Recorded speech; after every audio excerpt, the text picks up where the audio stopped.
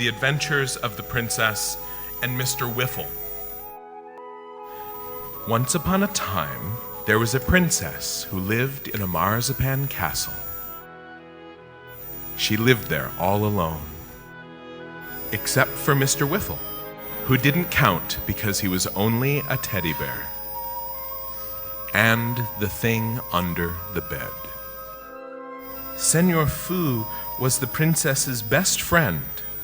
They spent all their time together and had many adventures.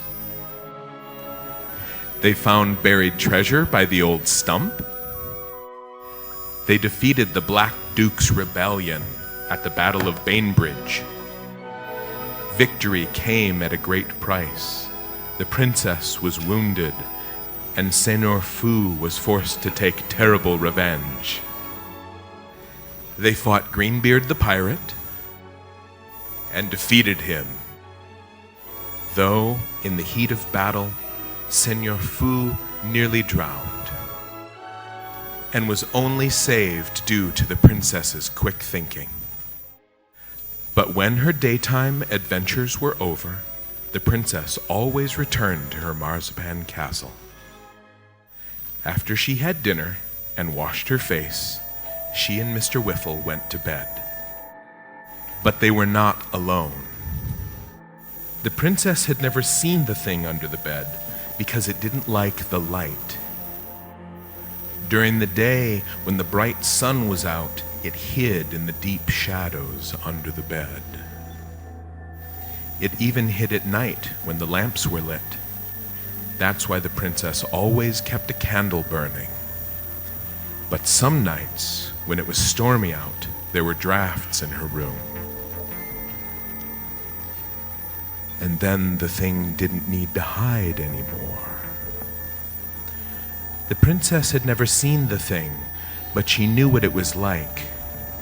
It had great, wide eyes that could see in the dark, and a great, wide mouth for tasting things.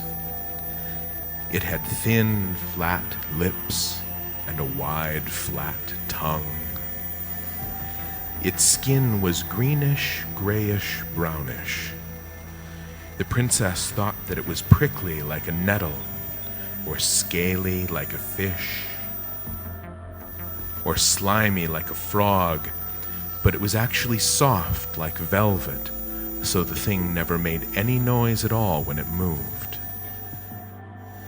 The princess knew that it had great big hands with great long fingers. And its long, long arms had an extra elbow, so it could reach out from under the bed, reach up, then bend to reach the top of the bed, and tickle the princess silly.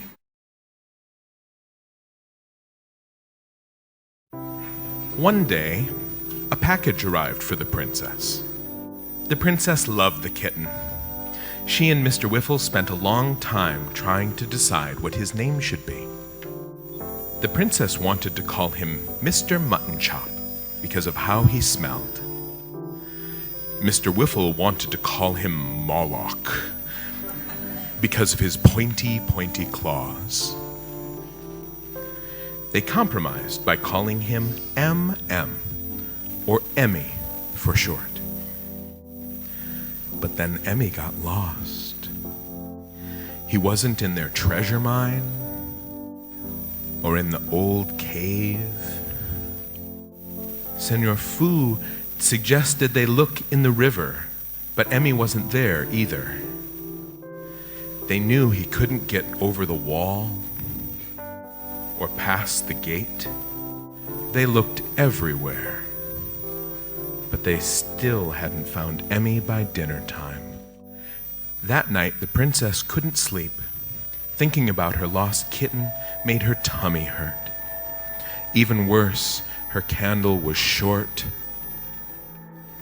and the night was long, and her tummy hurt. Then the princess heard a noise from under the bed. She knew it couldn't be the thing because it never made any noise except sometimes a soft velvety rustle. The noise sounded familiar to the princess. It was like the sound an animal would make if it wanted to cry out, but it was muffled and quiet. Then the noise stopped, and the princess heard a soft, velvety sound, like something was reaching and bending, reaching and bending. Then something wet and warm fell onto her face. Drip, drip, drip. Then Mother Moon came out from behind a cloud, and the princess saw what the thing was holding. It was a big piece of marzipan. It was sticky and drippy because the thing had been eating it. He wanted to share and be friends. He was already friends with Emmy. They had been playing under the bed all day. Emmy had been trying to call to the princess, but he couldn't. He'd been eating marzipan with the thing, and his little kitten mouth was all gummed up. When he tried to mew, it came out. But now they were together again, and now that the princess had met the thing, she wasn't scared anymore. And so the princess ate them.